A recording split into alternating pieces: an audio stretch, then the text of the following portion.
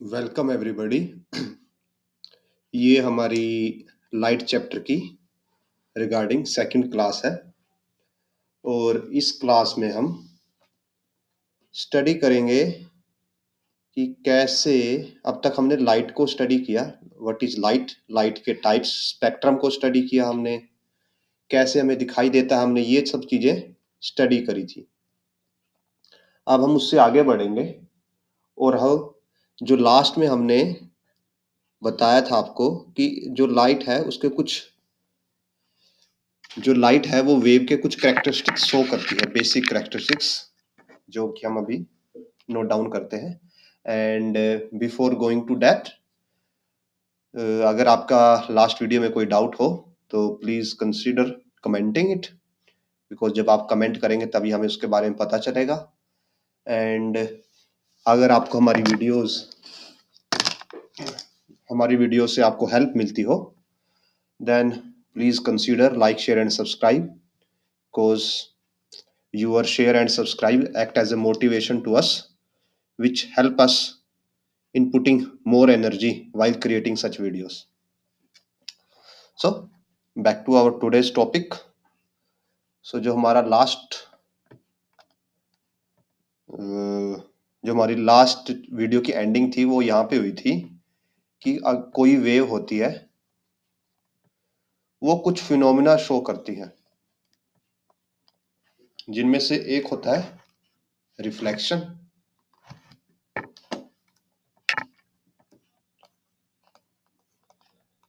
First is reflection, second is refraction and third is diffraction. जो आपका syllabus है उसके अंदर हम रिफ्लेक्शन को कवर करेंगे और रिफ्रैक्शन को कवर करेंगे। ये जो डायफ्रैक्शन है ये आप हायर क्लासेस में कवर करेंगे, मीन्स 11th-12th स्टैंडर्ड पे कवर करेंगे। तो अभी आपको इसके बारे में एज सच पढ़ने की जरूरत नहीं है, बट अगर कहीं पे रिक्वायरमेंट होगी तो हम इसका बेसिक आइडिया भी आपको वहां पे प्रोवाइड करवा देंगे। सो स्टार्ट करते हैं रिफ्लेक्शन के साथ। So first of all, what is reflection?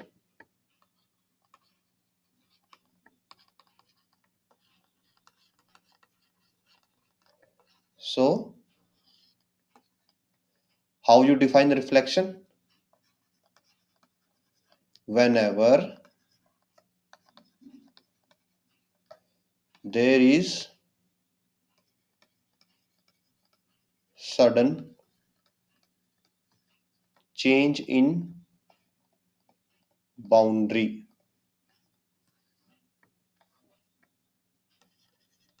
encountered by wave, then it bounces back to parent medium.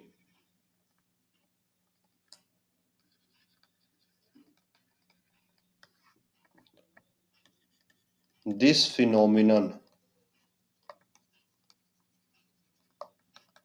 is known as reflection. अभी आप बोलेंगे कि सर इतनी डिफिकल्ट आपने डेफिनेशन लिखवा दी, इसका ये समझ में तो कुछ भी नहीं आया। तो हम पहले आपको ये डेफिनेशन एक्सप्लेन करते हैं और जैसे जैसे हम ये डेफिनेशन एक्सप्लेन करते जाएंगे आपको चीजें और क्लियर होती जाएंगी। तो सबसे पहले बाउंड्री क्या होती है? तो बाउंड्री क्या होती है ये पहले हम हमारे 9th क्लास के लेक्चर्स में कवर कर चुके हैं, बट आपके लिए फिर से करते हैं। What is boundary? Boundary, it is the interface separating two mediums.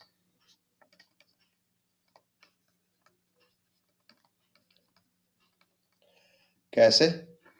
Suppose कीजिए आपके पास एक तो एयर है,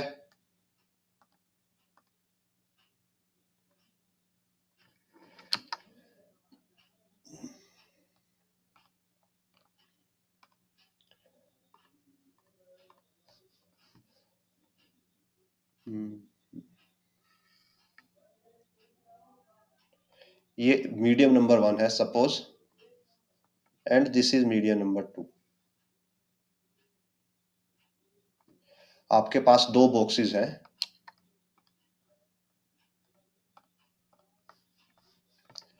ये बॉक्स 1 है, ये बॉक्स 2 है, और यहाँ पे कोई एक्चुअल बाउंड्री नहीं है। ठीक है, क्या बाउंड्री है? जैसे ये तो है एयर, इस बॉक्स के अंदर है एयर और इस बॉक्स के अंदर है वाटर। हम इसको अगर रोटेट करें तो बेटर रहेगा थोड़ा। Let me do it.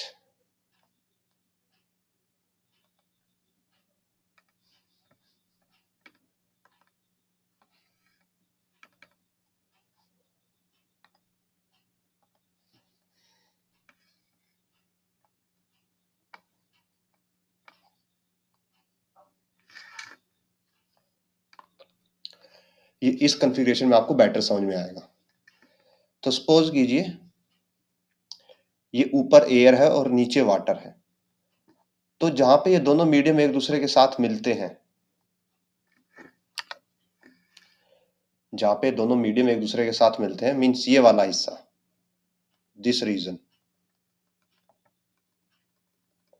जहां पे दो मीडियम एक दूसरे के साथ मिलते हैं उसको क्या बोला जाता है? बाउंड्री। जैसे अगर आपके पास कोई जग है या कोई कंटेनर है, सपोज ये आपके पास कंटेनर है, तो कंटेनर में क्या होता है? यहाँ पे होता है वाटर और नॉर्मली यहाँ पे होती है एयर। तो जो ये वाला रीजन बन गया, जो ये रीजन बन गया, ये क्या है? दिस इज, ये है एक boundary. Let me right it again.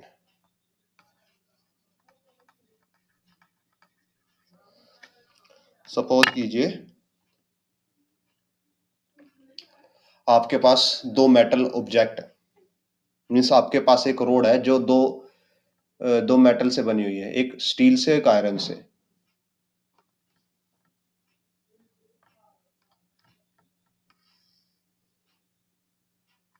ये रोड का पहला पार्ट है,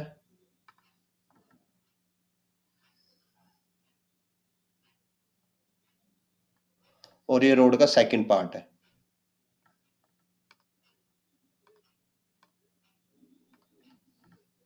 ये है suppose iron,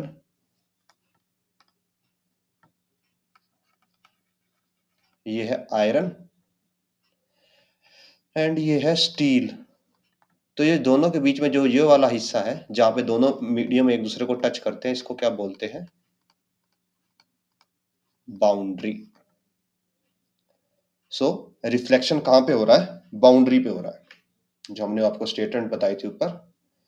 when there is sudden change in boundary, जब एकदम से बाउंड्री चेंज हो जाए, मीन्स पहले वो एयर के अंदर था, एयर के अंदर कोई बाउंड्री नहीं थी, फिर एकदम से वेव जब एयर से यहां से पानी की तरफ जा रही थी, तो यहाँ पे क्या मिला उसको?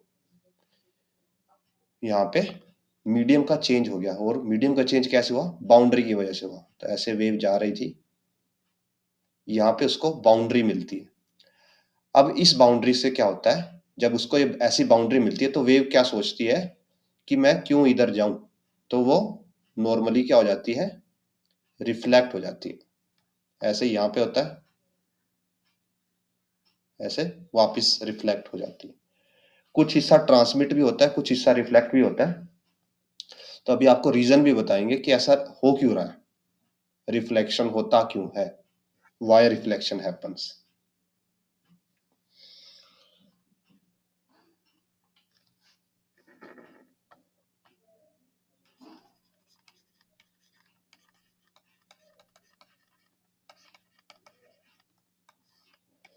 तो मोस्टली रिफ्लेक्शन क्यों होता है?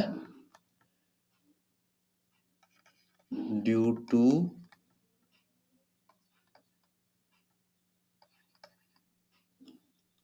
Bouncing off light by free electrons. Example देके आपको समझाते हैं कि सपोज कीजिए कोई मेटल है, ये मेटल की शीट है, कोई ये आयरन की शीट है। अभी आप पढ़ चुके हैं कि कोई भी दुनिया में कोई भी चीज है वो किससे बनी है? एटम से बनी है। और एटम के अंदर तीन चीजें होती हैं, इलेक्ट्रॉन, सेकंड होते हैं प्रोटॉन, और थर्ड होते हैं न्यूट्रॉन।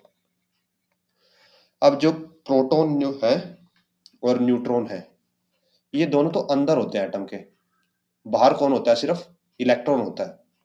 आपके एटम की शेप ऐसे होती है, उसके अंदर चारों तरफ ऐसे ऑर्बिट्स होती है, और इन ऑर्बिट्स में क्या होते हैं? इलेक्ट्रॉन्स होते हैं। तो मोस्टली जो चीजें हैं वो किसकी वजह से होती हैं? इलेक्ट्रॉन की वजह से होती है।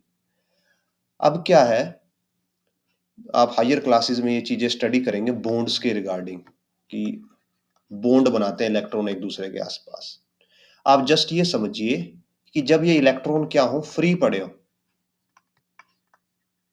जब ये इलेक्ट्रॉन फ्री होते हैं, मींस आसानी से इधर उधर घूम रहे हैं, तो दे आर जस्ट लाइक कि हमें किसी की जरूरत नहीं है। जब ये फ्री है तो दे डोंट नीड एनीथिंग।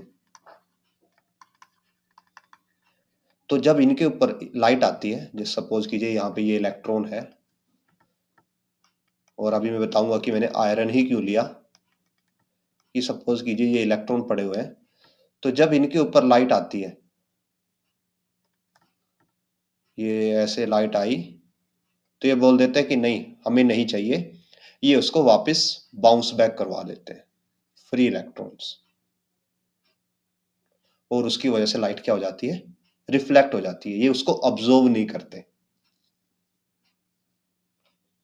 अब आप बोलोगे कि ऐसा क्यों, कि ऑब्जर्व क्यों नहीं कर रहे? बिकॉज वो क्या है? फ्री है। तो इसका मतलब क्या होगा कि अगर इलेक्ट्रॉन फ्री ना हो, अगर इलेक्ट्रॉन बाउंडेड हो,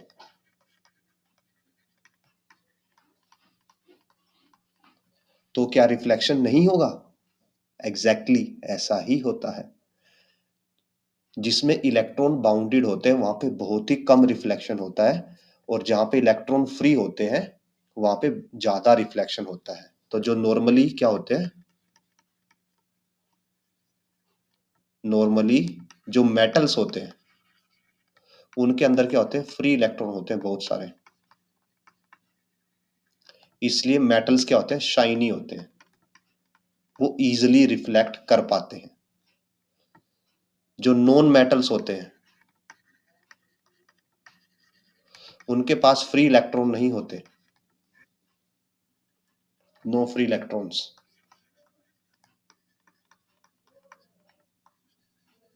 तो वो शाइन नहीं करते ज्यादा। अब आप बोलोगे कि सर जो आयरन है उस पे रस्ट लगता है, उसके बाद तो रिफ्लेक्ट नहीं करता। तो क्या होता है, जो यहाँ पे जो मेटल की बात हो रही है, ये प्योर मेटल की बात हो रही है। जब आयरन में रस्ट लग जाता है तो उसके फ्री इलेक्ट्रॉन को ऑक्सीजन यूज कर लेता है।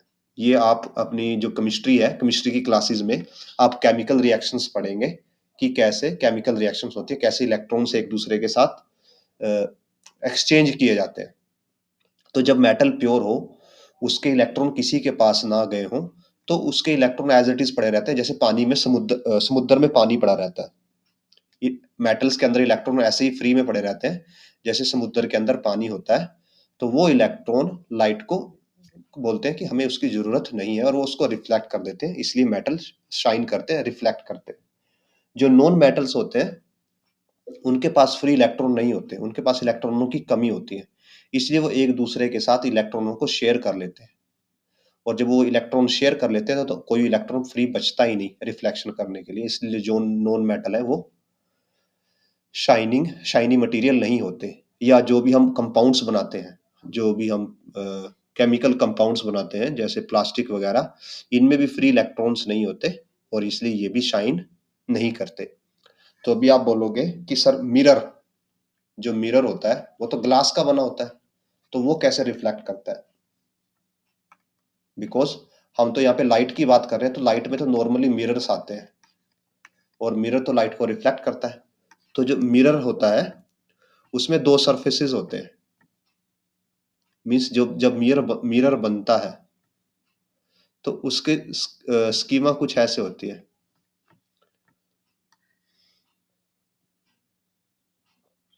ये उसका सपोज कीजिए फ्रंट है मिरर का अगर, और यहाँ पे एक बैक होता है।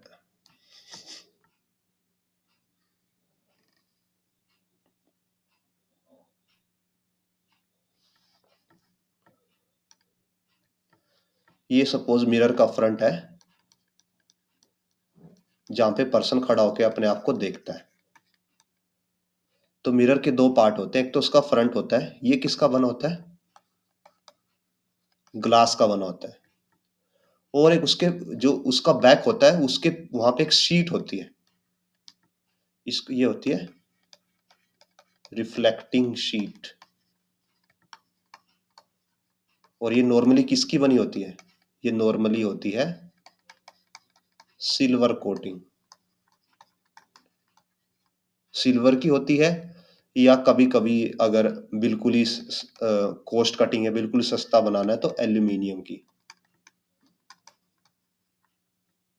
ये एल्यूमिनियम के किसी के कंपाउंड की। बट नॉर्मली अगर आप अच्छा मिरर ले रहे हो तो वहां पे सिल्वर की कोटिंग की जाती है, बहुत ही बारीक कोटिंग होती है, जैसे कि मिठाइयों के ऊपर सिल्वर की जो कोटिंग बनाई जाती है बिल्कुल बारीक बिल्कुल महीन, वैसे वाली एक सिल्वर की कोटिंग बनाई जाती है जो सिल्वर के इसके मिरर के बैक साइड में डिपॉजिट की जाती है। तो यहाँ पे अब क्या होता है कि जैसे ही आपसे लाइट निकलती है, मीन्स आपसे रिफ्लेक्टेड लाइट कोई आती है तो ये लाइट जाती है, यहां से रिफ्लेक्ट नहीं होती है क्योंकि ये तो नॉर्मल ग्लास है, ये रिफ्लेक्ट करेगा बट बहुत ही कम रिफ्लेक्ट करेगा क्योंकि इसके पास रिफ्लेक्टिंग प्रॉपर्टी नहीं है, क्योंकि ग्लास के सारे बॉन्ड बने हुए होते हैं। तो ये जाती है कहाँ पे टकराती है? इस सिल्वर कोटिंग पे, और यहाँ से लाइट रिफ्लेक्ट होके वापस आप तक आती है और आपको दिखाई देता है मिरर में। कोई भी मिरर हो वो ऐसे ही फंक्शन करता है, उसका फ्रंट का ग्लास कभी रिफ्लेक्ट नहीं करता। जो बैक ग्लास के बैक में एक रिफ्लेक्टिंग शीट लगी हुई है जो नॉर्मली सिल्वर की होती है, वो रिफ्लेक्शन करती है और ये थिकनेस बहुत कम होती है शीट की भी, और ये ग्लास की थिकनेस भी बहुत कम होती है। सो आपको इतना इजीली पता नहीं लगता कि उसके पीछे कोई शीट है। अगर आप उसके मिरर के पीछे की ये शीट निकाल दें तो वहां से रिफ्लेक्शन बंद हो जाएगा। अगर आपके पास कोई स्पेयर मिरर हो, कोई डैमेज्ड मिरर हो पुराना, तो आप उस पर ये एक्सपेरिमेंट करके देख सकते हैं। Okay, so this was about reflection, कि रिफ्लेक्शन होता क्या है, कब होता है, रिफ्लेक्शन क्या है जब जो लाइट है जिस मीडियम से आई है उसी मीडियम में वापस चली जाए। मीन्स जैसे यहाँ पे लाइट क्या थी, एयर से जा रही थी, स्ट्राइक करती है बाउंड्री पे, किसकी बाउंड्री पे? एयर और वाटर की, और वापस एयर में ही चली जाती है, तो इसको रिफ्लेक्शन बोलते हैं। एयर से आई और एयर में ही वापस चली गई, यहाँ भी एयर से आई एयर में वापस चली गई, this is reflection. Okay, and किसकी वजह से होता है? फ्री इलेक्ट्रॉन होते हैं जो वो लाइट को बाउंस बैक कर देते हैं, इसकी वजह से रिफ्लेक्शन होता है। और इलेक्ट्रॉन फ्री किसके अंदर होते हैं? नॉर्मली मेटल्स के अंदर होते हैं, तो मेटल ही ज्यादातर रिफ्लेक्शन करते हैं। जो नॉन मेटल है उनके अंदर फ्री इलेक्ट्रॉन नहीं होते तो वो रिफ्लेक्शन नहीं करते। और जो मिरर्स होते हैं उनके अंदर जो बैक साइड में एक रिफ्लेक्टिंग शीट लगी होती है जिसकी वजह से वो रिफ्लेक्ट कर पाते हैं। अभी सरफेस का effect, effect of surface on reflection.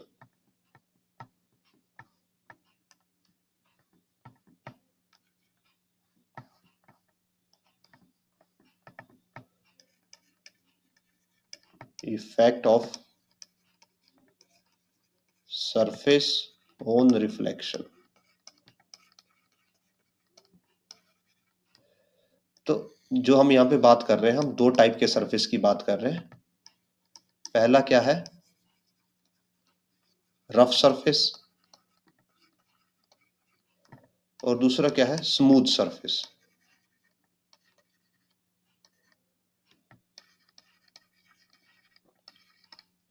अब हम आपको दोनों एक्सप्लेन करेंगे कि रफ सरफेस होने की वजह से क्या हो जाता है और स्मूथ सरफेस से क्या हो जाता है। तो पहले रफ सरफेस की बात करते हैं। तो सपोज कीजिए हमारे पास एक रफ सरफेस है। अब जो रफ सरफेस है वो इरेगुलर होता है। तो हम पहले की बात कर रहे हैं, दैट इज रफ सरफेस। जो रफ सरफेस होता है वो ऑलवेज इरेगुलर होता है। तो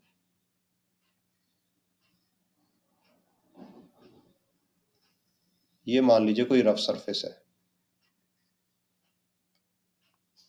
ओके। यहाँ पे कोई लाइट का सोर्स है, ये सपोज कोई लाइट सोर्स है, हमने बोल दिया लाइट सोर्स, ठीक है। अब इससे क्या होगी, इससे लाइट आती है और यहाँ पे हमारी आई है,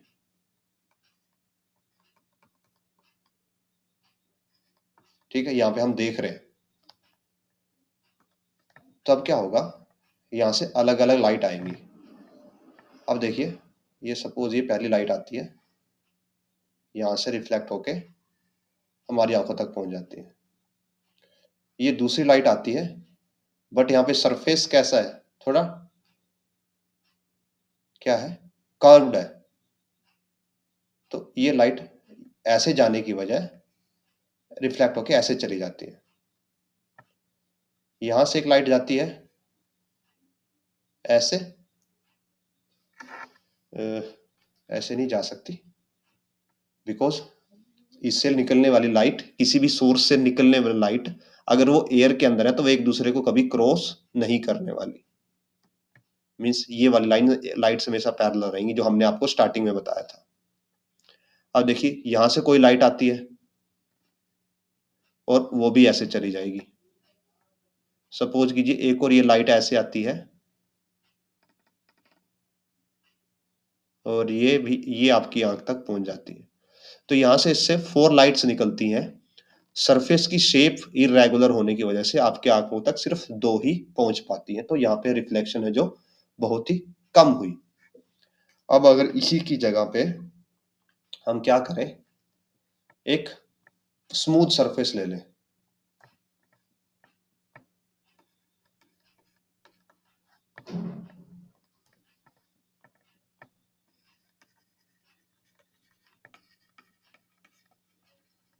स्मूथ सरफेस, या जिसको बोल सकते हैं प्लेन सरफेस।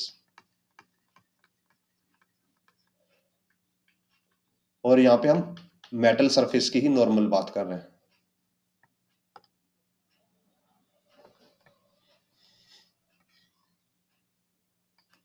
तो जैसे ये प्लेन सरफेस हो गया,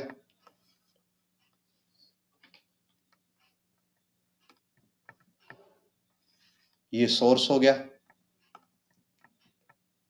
और ये हमारी आई हो गई जिसे हम देख रहे हैं। तो अब इसके केस में क्या होगा कि ये सपोज यहां से पहली लाइट निकलती है और ये रिफ्लेक्ट होकर आंखों तक पहुंच जाती है। फिर दूसरी निकलेगी, ये भी रिफ्लेक्ट होकर आंखों तक पहुंच जाएगी। तीसरी निकलेगी,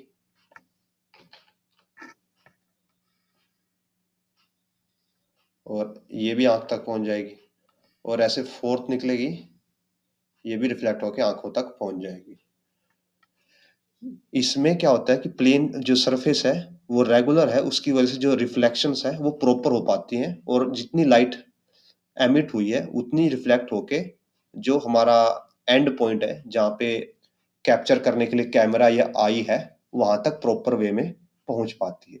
उसकी वजह से हमें स्मूथ सरफेस से एक बेटर रिफ्लेक्शन मिलता है एज कंपेयर टू जो रफ सरफेस है, जहां पे कुछ लाइट अलग डायरेक्शंस में चली जाती है और उसकी वजह से हमें बेटर लाइट की इंटेंसिटी नहीं मिल पाती। इसलिए जब भी हम रिफ्लेक्शन की बात करें तो हम स्मूथ सरफेस की ही बात करेंगे और नॉर्मली मेटल्स की ही बात करेंगे। अब हम इसके बाद कवर करेंगे laws of reflection.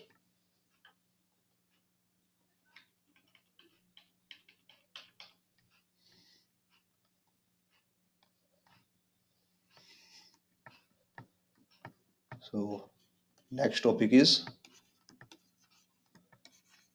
laws of reflection. So हमारे पास नॉर्मली 2 लॉज होते हैं रिफ्लेक्शन के, तो उनको बताने से पहले हमें कुछ टर्म्स बतानी होंगी। जैसे पहली टर्म है एंगल ऑफ इंसिडेंट,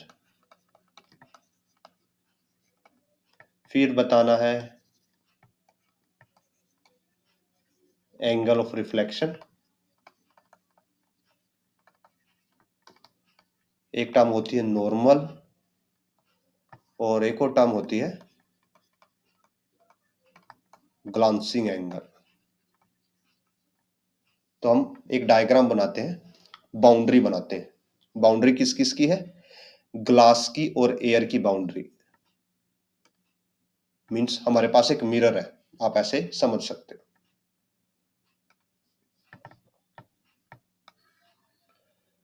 सो ये एक मिरर है,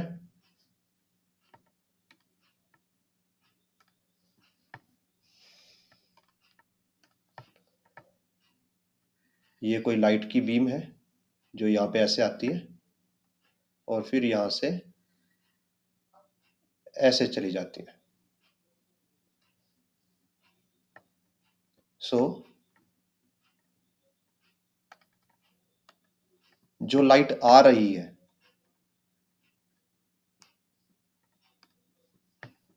जो लाइट आ रही है ये है इनकमिंग लाइट। इसको बोला जाता है इनकमिंग रे या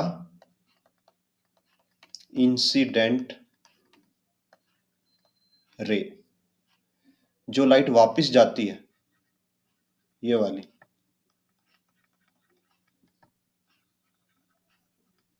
इसको बोला जाता है आउटगोइंग रे और रिफ्लेक्टेड रे। अभी क्या होता है कि जो ये प्लेन है, जो ये बाउंड्री है, इस बाउंड्री के टच पॉइंट पे, जहां पे लाइट ने बाउंड्री को टच किया, वहां पे बाउंड्री के परपेंडिकुलर एक लाइन खींची जाती है।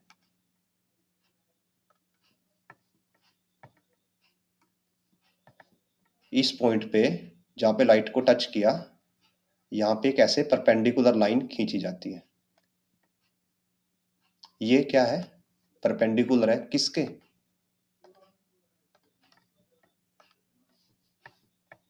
परपेंडिकुलर है इसके प्लेन के, या जो बाउंड्री है इसके परपेंडिकुलर है।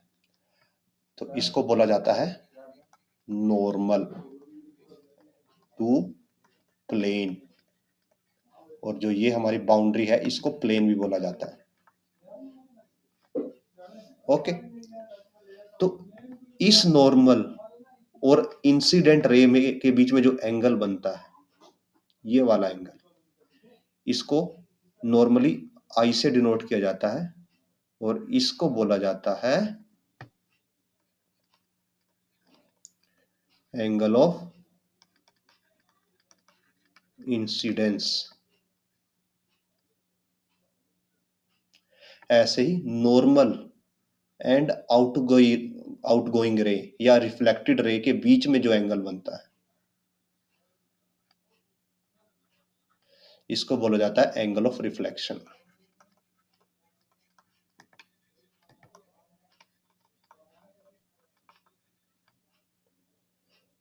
ओके, एंड लास्ट में रह गया हमारा ग्लांसिंग एंगल।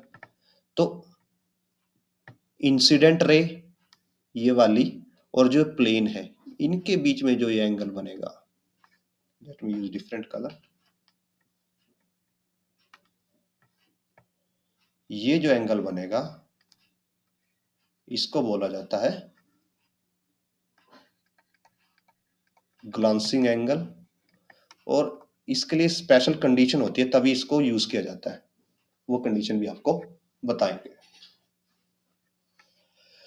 सो सभी चीजें क्लियर हो गई। एंगल ऑफ इंसिडेंस क्या है, जो इनकमिंग रे है एंड जो नॉर्मल है उनके बीच का एंगल है। एंगल ऑफ रिफ्लेक्शन क्या है, जो आउटगोइंग या रिफ्लेक्टेड रे है और जो नॉर्मल है उसके बीच का एंगल है। नॉर्मल क्या होता है, जो प्लेन होता है जहां पे लाइट उस प्लेन को टच करती है उस पॉइंट से एक परपेंडिकुलर ड्रॉ किया जाता है। किसका वो परपेंडिकुलर किसके होता है, प्लेन के ही परपेंडिकुलर होता है। और ग्लांसिंग एंगल क्या है, प्लेन और इंसिडेंट रे के बीच का एंगल, ये स्पेशल कंडीशन में ही यूज किया जाता है। सो अभी लॉ नंबर 1, पहला law, first law of reflection, और एक टर्म और रह गई कि जो एंगल ऑफ रिफ्लेक्शन है इसको आर से डिनोट किया जाता है, इंसिडेंट को आई से और रिफ्लेक्शन को आर से। So first law of reflection,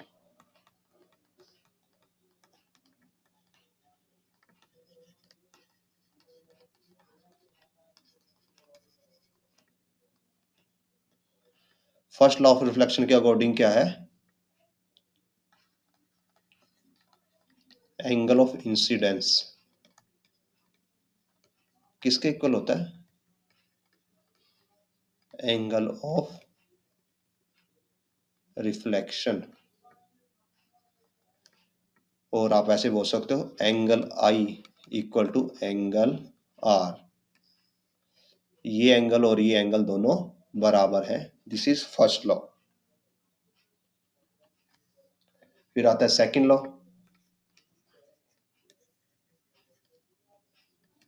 second law के अकॉर्डिंग क्या है, इंसिडेंट रे कौन सी है, जो इनकमिंग वेव है, फिर रिफ्लेक्टेड रे जो आउटगोइंग वेव है, and normal, all lies in same plane। इसका मीनिंग क्या होगा कि इन सब को आप एक ही डायरेक्शन में ले सकते हो। सपोज कि अगर आप यहाँ पे कोऑर्डिनेट ड्रॉ करें तो ये होता है y एक्सिस, ये होता है x एक्सिस, और ऐसे होता है z एक्सिस। तो जो आपकी इंसिडेंट रे, रिफ्लेक्टेड रे और नॉर्मल ये एक प्लेन में लाई करेंगे, मींस या तो वो y प्लेन में होंगे या yz प्लेन में होंगे या zx प्लेन में होंगे। इन तीनों में से किसी एक प्लेन में तीनों के तीन होंगे।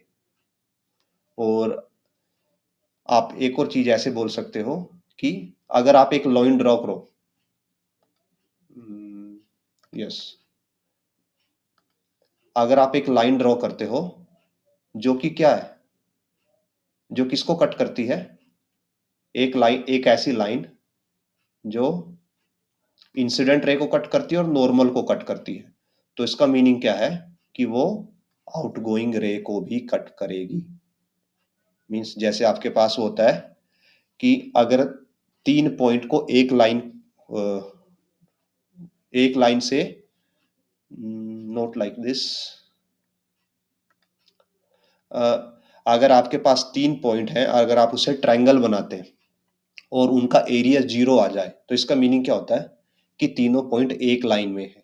तो यहाँ पे भी कुछ सिनेरियो ऐसा ही है कि बिकॉज ये तीनों सेम प्लेन में होते हैं, तो अगर कोई आपके पास कोई लाइन है जो इंसिडेंट रे या नॉर्मल दोनों इनमें से दो में से किसी में पास होती है, या तो इंसिडेंट और नॉर्मल से पास होती है, या नॉर्मल और आउटगोइंग से पास होती है, या आउटगोइंग और इनगोइंग से पास होती है, तो वो तीसरे से भी पास करेगी। ये मीनिंग होता है कि वो एक प्लेन में लाई करते हैं। अब आपके पास थर्ड लॉ, सेकंड लॉ का एज मच इतना यूज नहीं होता जितना कि जो सेकंड है, जो I is equal to are, इसका यूज किया जाता है।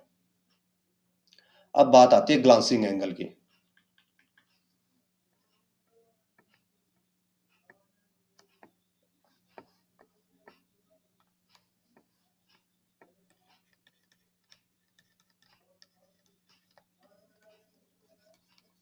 तो ग्लांसिंग एंगल क्या होता है?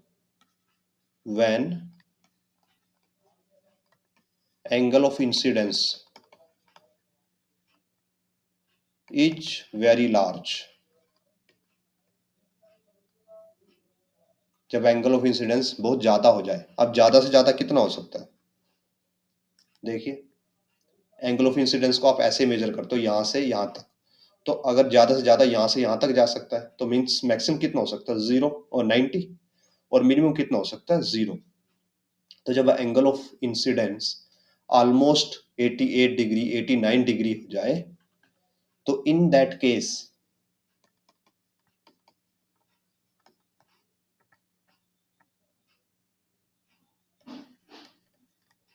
it is said that wave is glancing over the surface,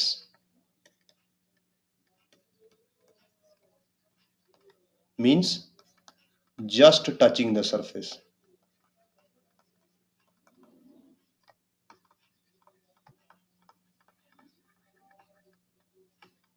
ऐसे सिनेरियो में हम क्या लेते हैं? इन दिस सिचुएशन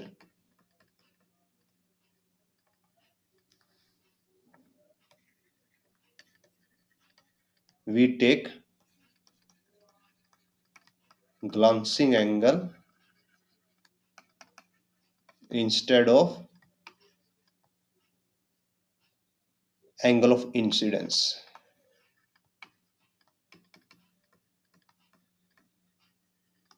तो ये उसी सिनेरियो में लिया जाता है जब एंगल ऑफ इंसिडेंस बहुत ज्यादा हो जाए। तो एग्जांपल आपको शो करते हैं कि सपोज ये सरफेस है, ये नॉर्मल है। तो जब वेव ऐसी हो कि वेव बिल्कुल ऐसे आ रही है, ऐसे सिनेरियो में ये वाला एंगल ना लेके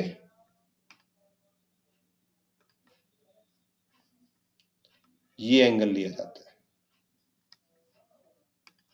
और इसको बोलते हैं उस केस में ग्लांसिंग एंगल।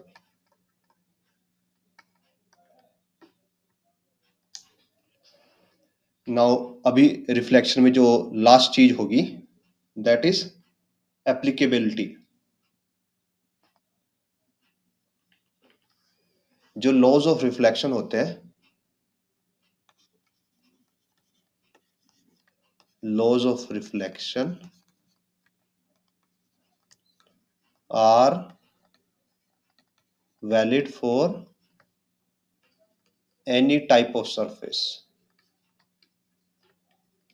किसी भी टाइप का सरफेस हो, वहां पे रिफ्लेक्शन के लॉ वैलिड होंगे। रफ हो, प्लेन हो, क्लीन हो, कर्व्ड सरफेस हो। अब आगे जाके आप कर्व सरफेस पढ़ोगे, तो चाहे किसी भी टाइप का सरफेस हो, वहां पे लॉ ऑफ रिफ्लेक्शन वैलिड रहेगा। अमाउंट ऑफ रिफ्लेक्शन कम हो सकता है, जस्ट लाइक दिस। जब हमने रफ सरफेस और प्लेन सरफेस पढ़ा था, तो यहाँ पे देखिए, रिफ्लेक्शन के लॉ यहाँ भी ओबे होंगे कि यहाँ पे जो इंसिडेंट एंगल और रिफ्लेक्टेड एंगल है वो इक्वल रहेंगे। हाँ, अमाउंट ऑफ रिफ्लेक्शन जो हमें यहाँ पे मिल सकता था वो कम हो गया, बिकॉज कुछ रेज अलग डायरेक्शन में चली गई और कुछ रेज अलग डायरेक्शन में चली गई। बट जो रिफ्लेक्शन के लॉज है वो वैलिड रहेंगे। इसलिए मैंने आपको बोला था कि वो लाइट रेज एक दूसरे को कट नहीं कर सकती, वो हमेशा एक दूसरे के पैरेलल चलेगी। हम डायग्राम में इतना अच्छा सा शो नहीं कर पाए, बट जो ये रेज है वो हमेशा एक दूसरे के पैरेलल चलती हैं, एक दूसरे को कट नहीं करती। कब तक? जब तक वो किसी दो सोर्सेज से ना हो। अगर एक सोर्स से रेज आ रही है तो वो एक दूसरे के पैरेलल ही चलेंगे।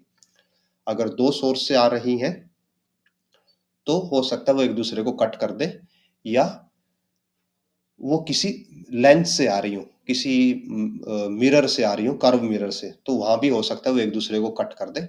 बट जो नॉर्मल लाइट सोर्स होते हैं, जब भी हम लाइट सोर्स लेंगे तो उनसे हमेशा पैरेलल वेव्स ही एक दूसरे की आएंगी। ओके। हाँ, यहां से हो सकता है कि रिफ्लेक्शन के बाद वो एक दूसरे को कट कर दे, वो पॉसिबल है, बट जब तक वो सोर्स से आ रही है तो एक दूसरे को कट नहीं करेंगे। इसके बाद हम सरफेस पे आते हैं, और जो सरफेसेस हमें स्टडी करने हैं।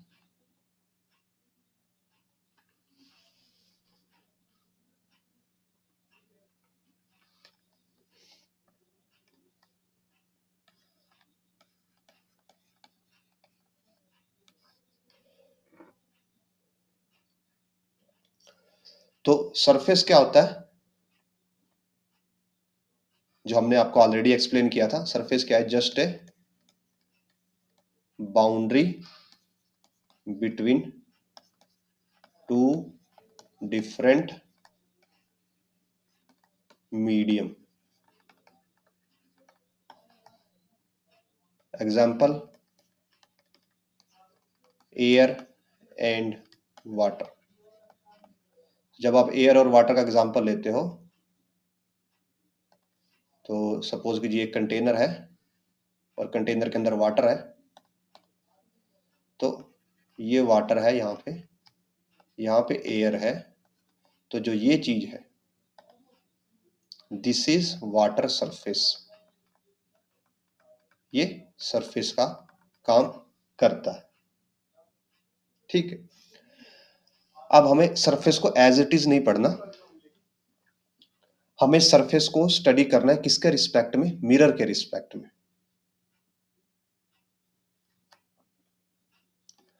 हमें सरफेस को स्टडी करना है किसके रिस्पेक्ट में?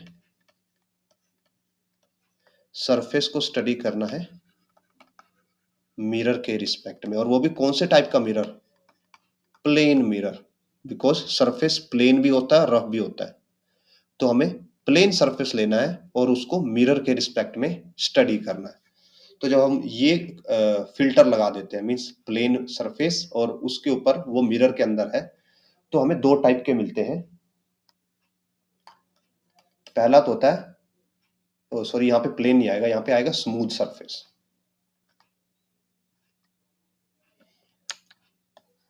यहाँ पे आएगा स्मूथ सरफेस, जो हमने ऊपर स्टडी किया था, स्मूथ सरफेस, और वो भी मिरर के लिए।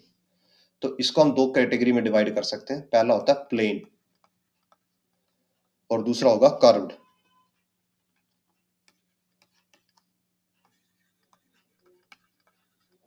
तो जो प्लेन सरफेस होगा वो देखने में बिल्कुल स्ट्रेट होगा, वो आपको ऐसा दिखाई देगा, बिल्कुल स्ट्रेट।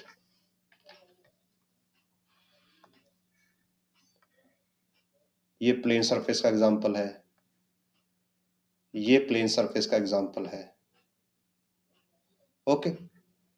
और जो कर्व सरफेस होते हैं वो कुछ ऐसे होते हैं, मींस ये आपके पास एक स्फेयर है। अभी मैं क्या करता हूं,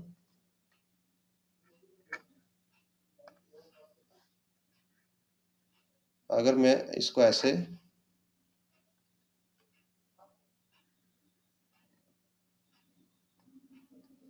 तो ये हमारे पास दो कर्व सरफेस है।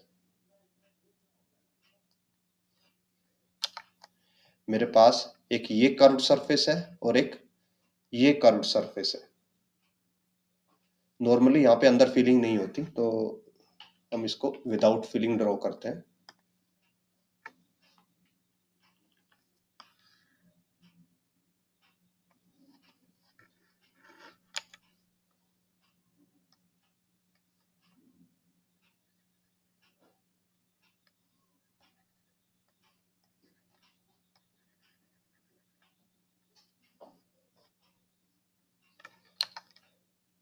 and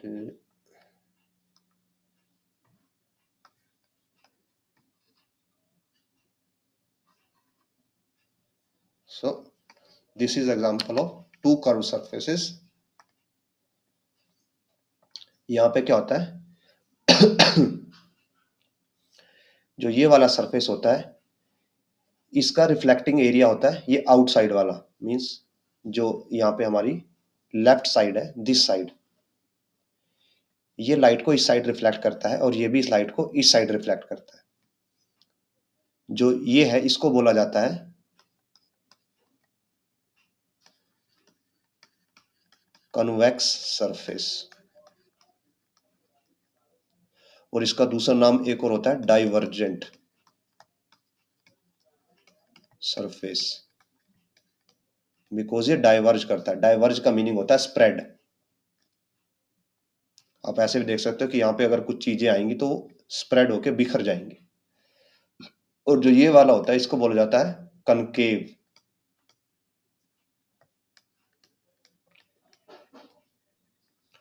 और इसको कन्वर्जेंट भी बोला जाता है,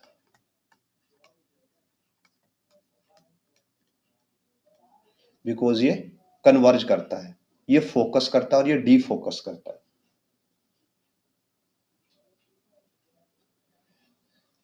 इसके बाद एक और टर्म आती है इन्हीं सर्फेसिस की, दैट इज कर्वेचर। अभी आपको समझाते हैं और उससे आपको थोड़ा ये सरफेस भी क्लियर होगा। कर्वेचर, अब जब भी आपको ये कर्व्ड सरफेस बनाना है, मींस ये ग्लास ही होता है एक टाइप का, बस कर्व्ड ग्लास होता है, तो आप इसको डायरेक्टली ऐसे नहीं बना सकते, इस शेप में डायरेक्टली बनाना पॉसिबल नहीं है। तो हम क्या करते हैं, अगर हमको ये बनाना होता है प्रैक्टिकली फैक्ट्री में या लैब में, तो हम क्या करते हैं, एक बोल बनाते हैं जो अंदर से होलो हो, अंदर से खाली हो। ठीक है, तो देखने में बोल ऐसी दिखाई देगी आपको। अब जब ये बोल बनाई गई है तो बोल बनाते वक्त इसकी कोई ना कोई रेडियस रही होगी,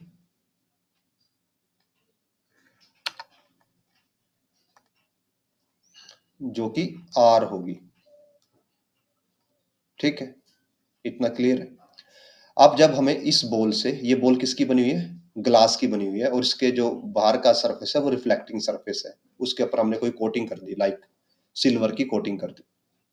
ठीक है, वो कोटिंग इनर सरफेस पे हो सकती है या आउटर सरफेस, यहां भी हो सकती है यहां भी हो सकती है, दोनों टाइप पे रिफ्लेक्शन होगा। तो जब ये बोल बन गई, हमने इसके ऊपर कोटिंग कर दी और इसको बनाते वक्त इसकी रेडियस को आर रखा गया। अब क्या किया जाता है कि इस बोल को कट कर दिया जाता है, लाइक दिस, मीन्स, और बहुत ही छोटा, ये बहुत ही छोटा काटा जाता है ऐसे।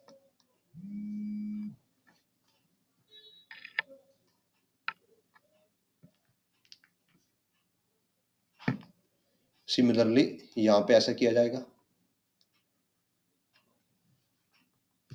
तो अब आपके पास ये दो सरफेसेस बन जाते हैं। जो ये वाला सरफेस बनता है इसको बोला जाता है कन्वेक्स सरफेस, और जो ये वाला सरफेस बनता है इसको बोला जाता है कनकेव सरफेस। और इनको दोनों को काटने से पहले जब बोल को बनाया गया था तो उस बोल की कोई रेडियस थी, वो उसी रेडियस को क्या बोला जाता है, रेडियस ऑफ कर्वेचर।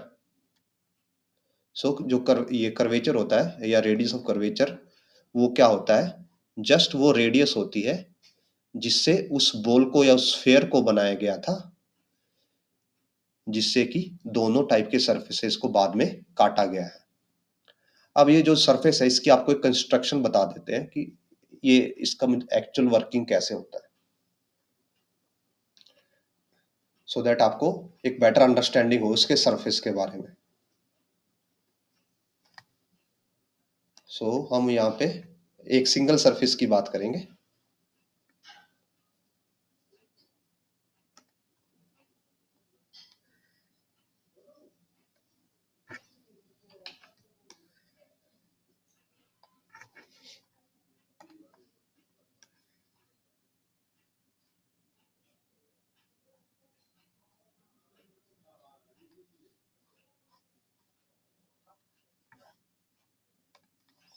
तो देखिए, हम ये कनकेव का एग्जांपल लेके आपको एक्सप्लेन कर रहे हैं कि कनकेव सरफेस कैसे बनता है।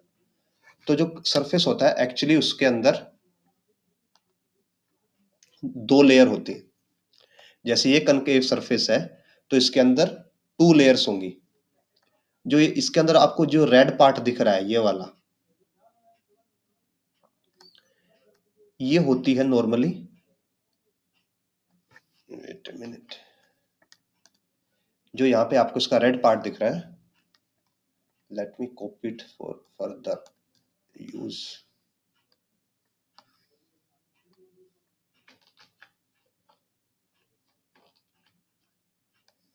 सो दैट बाद में यूज कर पाए। हाँ, अभी क्या होगा कि जो आपको इसका रेड पार्ट दिख रहा है, रेड वाला, ये होगा रिफ्लेक्टिंग। ये रिफ्लेक्टिंग होगा। और जो ब्लैक पार्ट है ये नॉर्मली क्या होगा, ग्लास। या तो ये कॉन्फ़िगरेशन हो सकती है कि जहां पे रिफ्लेक्टिंग सरफेस पहले आए और ग्लास बाद में आए, बट एक्चुअली ऐसा किया नहीं जाता। एक्चुअली क्या होता है कि इसके अंदर टोटल 3 लेयर्स होती हैं। ये जो हमने आपको जस्ट सबसे बेसिक एग्जांपल बताया। इन रियलिटी ऐसा करना इसलिए पॉसिबल नहीं हो पाता क्योंकि जो रिफ्लेक्टिंग सरफेस है ये किसका बनता है, नॉर्मली मेटल का बनता है। और जो मेटल सरफेस है अगर आप उसको बाहर ऐसे नॉर्मली एयर में छोड़ोगे तो उसके पास फ्री इलेक्ट्रॉन होते हैं, तो वो सरफेस खराब हो जाता है कुछ टाइम के बाद। तो इस चीज से बचने के लिए कि जो सरफेस है वो खराब ना हो जाए, क्या किया जाता है, 3 लेयर्स बनाई जाती है। वो कैसे दिखाते हैं आप? तो जब भी एक्चुअल कोई सरफेस होगा उसके अंदर आपको 3 लेयर्स मिलेंगी ऐसे, एक ब्लू लेयर, एक रेड लेयर और एक ब्लैक लेयर। इसको आप बोल सकते हो लेयर नंबर 1। तो जो हमारे पास ब्लू है, ये जो पहली वाली है हमारे पास, ये क्या है, ब्लू लेयर है। सेकंड वाली है यहाँ पे देखिएगा, वो है रेड लेयर। और जो थर्ड वाली है वो है ब्लैक लेयर। तो जो ब्लू लेयर है नॉर्मली ये क्या होता है, ग्लास होता है। जो बीच वाली लेयर है ये नॉर्मल क्या होता है, metal coating, normally silver coating. और जो थर्ड वाली है, जो ब्लैक लेयर है, वो कोई शीट होती है, जस्ट आप ले सकते हैं जैसे प्लास्टिक, जो कि उस मेटल को प्रोटेक्ट करेगी। ये होती है प्रोटेक्शन शीट या प्रोटेक्शन कोटिंग भी बोल सकते हैं आप। ऐसी जो मेटल को खराब ना होने दे। तो जो भी आपके पास कोई नॉर्मल मिरर है तो आप देखोगे कि मिरर इन रियलिटी क्या होगा, मिरर के सामने ग्लास की एक ग्लास लेयर होती है, फिर उसके पीछे रिफ्लेक्टिंग कोटिंग होती है और उसके पीछे एक प्रोटेक्शन की कोटिंग होती है, जो जो रिफ्लेक्शन करने वाला मेटल है उसको एयर से, पानी से, टेम्परेचर से, इन चीजों से प्रोटेक्ट करती है कि वो समय के साथ खराब या डिग्रेड ना हो जाए। तो ऐसे इन रियलिटी जो मिरर्स है वो बनते हैं। ये प्लेन मिरर में भी ऐसा होता है, कर्व्ड मिरर में भी ऐसा होता है, सब में ऐसे 3 लेयर डाली जाती है। और अगर आप और हाई कॉस्ट पे जाओगे तो फोर्थ लेयर भी कभी कभी डाली जाती है। फोर्थ लेयर में क्या होता है कि वहां पे नॉर्मली ऐसा होगा, ये ट्रांसपेरेंट में तो आजकल सभी में किया जाता है, जैसे ग्लास की कार की विंड स्क्रीन होती है या बस की विंड स्क्रीन होती है, वहां पे तो किया ही जाता है। बट फोर्थ स्क्रीन भी डाली जा सकती है, उससे क्या हो जाता है, ड्यूरेबल हो जाता है। मीन्स जो हमारा मिरर है सॉलिड हो जाता है। कैसे कि जो पहली लेयर है वो हो जाएगी ग्लास की, फिर जो सेकंड लेयर है ये हो जाता है रिफ्लेक्टिंग मटेरियल।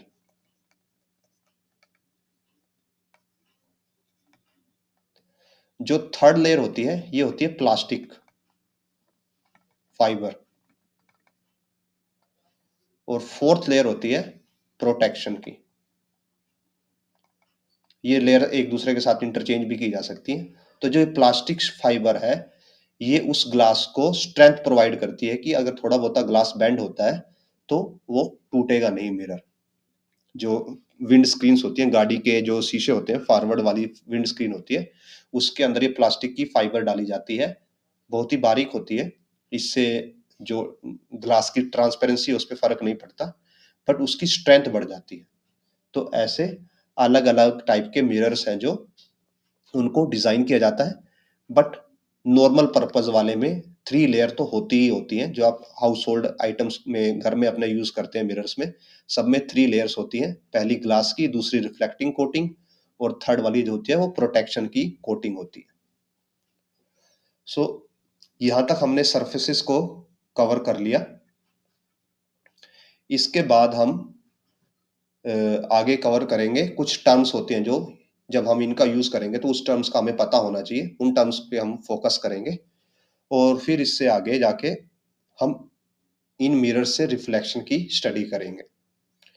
सो ये सब हम नेक्स्ट वीडियोस में करेंगे। एंड एज यूजुअल, अगर आपको इन वीडियो से कुछ इंपॉर्टेंट इंफॉर्मेशन मिली हो, कंसेप्ट की अंडरस्टैंडिंग आपकी बेटर हुई हो, then please consider like, share and subscribe, because more you share, more you subscribe, more we get motivated to make such type of content, and you are also helping someone who needs such type of content by sharing it, subscribing to us. So I urge you to subscribe, and for our previous video you can check our channel and our playlist. Thanks for watching.